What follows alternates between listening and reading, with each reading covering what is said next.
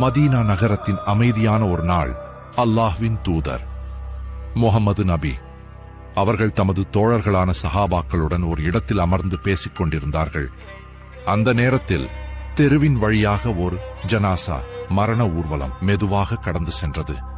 அங்கு இருந்த மக்கள் அனைவரும் அமைதியாக அந்த ஊர்வலத்தை பார்த்துக் கொண்டிருந்தார்கள். அந்த ஜனாசா அருகில் வந்ததும் நபி அவர்கள் உடனே எழுந்து நின்றார்கள். அவர்களுடன் இருந்த சஹாபாக்களும் ஆச்சரியமாக பார்த்தார்கள். ஒருவர் மெதுவாக கூறினார், யா ரசூல் அல்லாஹ், அவர் ஒரு முஸ்லிம் இல்லையே, அதாவது இஸ்லாமை சேர்ந்தவர் அல்லாத ஒருவரின் ஜனாசா தானே, பிறகு ஏன் அதற்கு மரியாதை கொடுக்க வேண்டும்?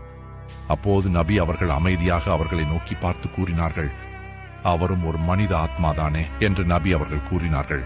அந்த ஒரு வார்த்தை அங்கே இருந்த அனைவரின் இதயத்தையும் தொட்டது.